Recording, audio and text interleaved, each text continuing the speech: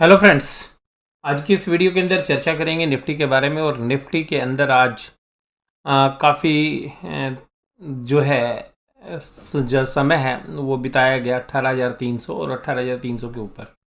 और एकाएक जो है करीबन 2 बजे के आसपास एक सेलिंग प्रेशर एमर्ज होता है निफ्टी के अंदर, और उसका जो श्रेय जाता है वो बैंक निफ्टी स्टॉक्स को जाता है।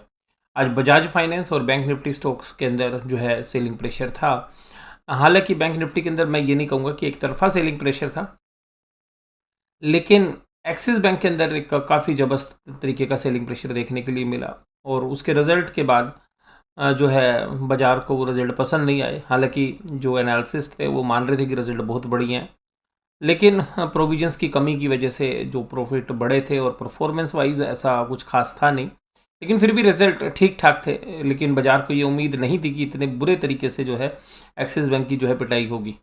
और इसी के साथ साथ आप देखेंगे तो फिर बजाज फाइनेंस के जो रिजल्ट थे वहाँ पे रिजल्ट तो ओके थे, लेकिन वैल्यूशंस पहले से ही स्ट्रेच हैं, तो शायद बाजार को ज़्यादा अच्छे रिजल्ट की उम्मीद थी और वो नहीं आए। तो करीबन 4.5-5% की गिरावट बजाज फाइनेंस में भी देखने के लिए मिली है। इसके अलावा ऊपरी लेवल से इंडसइंड बैंक को भी जो है प्रेशर जो है झेलना पड़ा।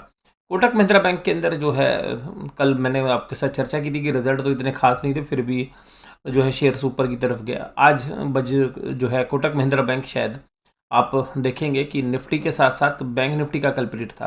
यानी कि जब वीकनेस आई तो कोटक महिंद्रा बैंक के वजह से जो है बैंक निफ्टी में ज़्यादा आई, क्योंकि न्यूट्रल तो था, क्योंकि 4-5% की कमजोरी एक्सिस बैंक में सुबह से ही थी। लेकिन जो बाद में जो सीवियर सेलिंग हुई वो कोटक महिंद्रा बैंक की वजह से हुई, और फिर एचडीएफसी बैंक में भी सेलिंग स्टार्ट हो गई। और काफ़ी हद तक आईसीआईसीआई बैंक और एसबीआई जो है बाजार को रोकने के लिए पूरी तरह से तत्पर थे। जहाँ तक कि निफ्टी बैंक की बात करें, इन्फोसिस जो है निफ्टी के अंदर काफ़ी मजबूती के साथ काम कर रहा था। और कुल मिलाकर ये जो आप फिगर्स देख रहे हैं ये एडजस्टमेंट की वजह से 18,210 है, नहीं तो आप ये फिगर्स 18,200 के नीचे देखते अगर आप 3:30 बजे की बात करें तो, क्योंकि एडजस्टेड फिगर्स होती है। तो 18,167 के जो लो हैं वो भी शाम के सेशन में ही लगे हैं। तो कुल मिलाकर कैंडल रेड बनी है, और रेड कैंडल इसलिए बनी है कि जो ओपनिंग प्राइस थे 18,295, यानी कि ठीक ठाक ओपनिंग थी। और वहाँ पर 18,300 के आसपास जो है बाजार पूरे दिन जो है थकाता रहा और एक रेंज में काम करता रहा। लेकिन अब लास्ट के 1 घंटे के दौरान एक सेलिंग प्रेशर एमर्ज हुआ। Infosys, Asian paints, ICI bank, division और एसबीआई ये आज तेजी के साथ कम कर रहे थे, और एशियन पेंट्स आज का टॉप गेनर था। इसके अलावा बजाज फाइनेंस में देखिएगा 33 पॉइंट का नेगेटिव कंट्रीब्यूशन दिया है निफ्टी के अंदर।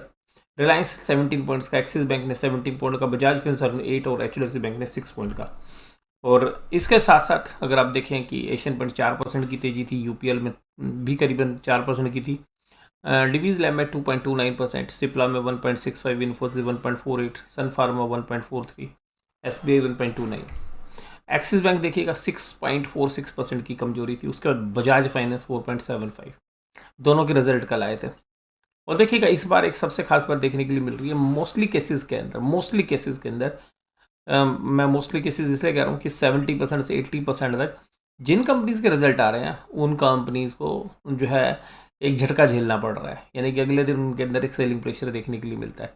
तो आज जो है एक्सिस बैंक और बजाज फाइनेंस की बारी थी। ओएनजीसी 3% की कमजोरी के साथ काम कर रहा है। टोटल टाटा मोटर्स 2% और बजाज फिनसर्व में तकरीबन 2% की कमजोरी थी। हिंदुस्तान यूनिलीवर, जेएसडब्ल्यू और कोटक महिंद्रा बैंक भी कमजोरी के साथ काम किया।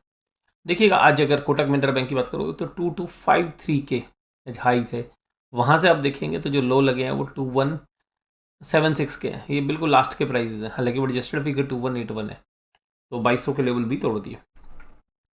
इसके अलावा निफ्टी बैंक के अंदर जो है 41347, यहाँ पर अगर आप देखेंगे तो 41,200 और 41,300 यहाँ पर काफ़ी लंबा समय व्यतीत किया, और इसी रेंज में काम कर रहा था बैंक निफ्टी। लेकिन 2 बजे के बाद एक सेलिंग प्रेशर एमर्ज होता है निफ्टी बैंक के अंदर, और फिर ये सेलिंग प्रेशर देखने के लिए मिला, जिसकी बदौलत आपने निफ्टी के मुकाबले में बैंक निफ्टी में ज़्यादा कमजोरी देखी। निफ्टी बैंक की बात करें तो जो मैंने आपके साथ चर्चा भी की थी कल भी और परसों भी, कि देखिएगा जिस तरीके से निफ्टी बैंक के अंदर जो तेज़ी हो रही है, तो मैंने आपको बोला था कि जिस तरीके से निफ्टी के अंदर जिस तरीके से तेजी हुई थी, फिर बैंक निफ्टी के अंदर उस तरीके से सेलिंग हो सकती है। तो शायद आज उसी वजह से जो हमने कल आकलन किया था उसी तरीके का प्रेशर देखने के लिए मिला। इसके अलावा एसबीआई, आईसीआई बैंक, पीएनबी और ए स्मॉल फाइनेंस बैंक तेजी के सितारे थे। Axis bank, HDFC bank, Kotak Mahindra और बंधन इन्होंने नेगेटिव कंट्रीब्यूट किया, जिसकी वजह से आप देखेंगे कि बैंक निफ्टी के अंदर कमजोरी हुई। एक्सिस जो बैंक है उसी की वजह से अकेले 3% या 300 पॉइंट से ज़्यादा की कमजोरी देखने के लिए मिली।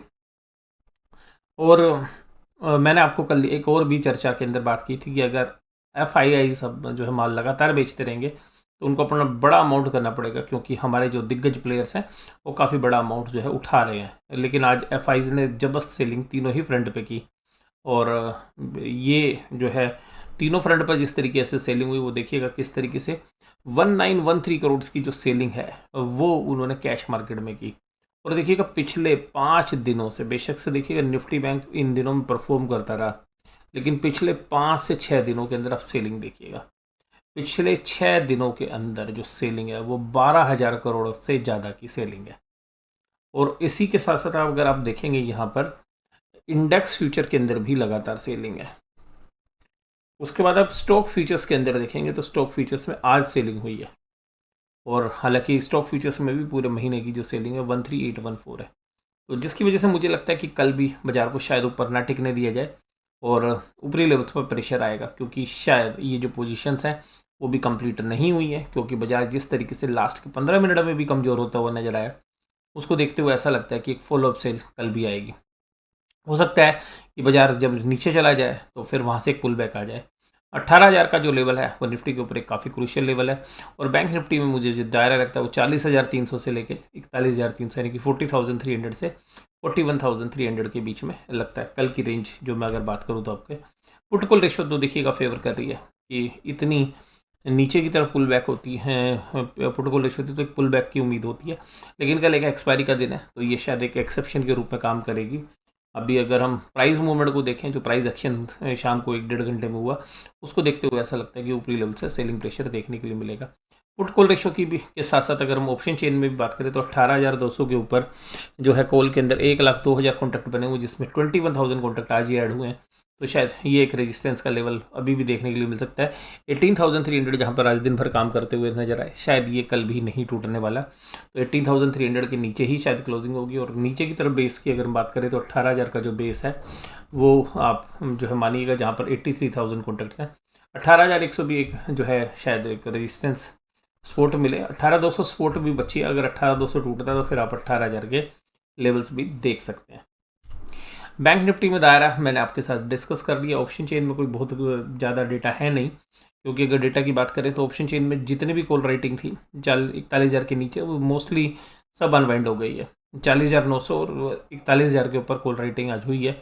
और पुट राइटिंग की बात करें तो पुट राइटिंग आज जो है कहीं पर भी देखने के लिए नहीं मिली, किन्हीं भी लेवल्स पे, तो ज़्यादातर कॉल राइटिंग है। तो जिसको देखते हुए लगता है कि ये जो 41,000 का जो दायरा आज का जो क्लोज हुआ है, 41,200 जो है, 41,000 एक साइकोलॉजिकल लेवल हो जाएगा। 41,200 जो जहाँ पर ज़्यादा देर काम हुआ, शायद ये टूटेंगे नहीं, जिसकी वजह से मैंने कहा है कि ऊपरी लेवल्स पर 41,300 मैक्सिमम, और नीचे की तरफ 40,300 यहाँ पर जो है बाजार चलना चाहिए।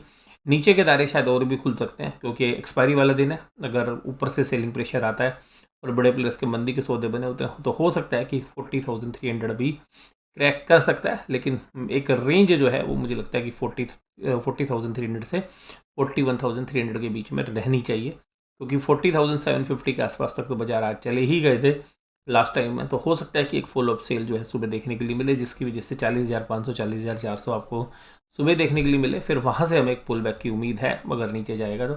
अगर 40,300 क्रैक होता है तो फिर बाजार 39,800 की एक बहुत ही मेजर सपोर्ट है, उसके ऊपर जाके रुकेगा। 40,000 का एक साइकोलॉजिकल लेवल भी, हालांकि वहाँ पे चांसेस थोड़े से कम लग रहे हैं मुझे। 40,300 से 41,300 मुझे एक जो है ये रेंज लगती है जिसके अंदर शायद बाजार कल काम करता हुआ आपको नजर आए। तो आज क्या ये एनालिसिस आपको कैसा लगा, जरूर से जरूर मुझे बताइए। वीडियो देखने के लिए धन्यवाद। Thank you very much.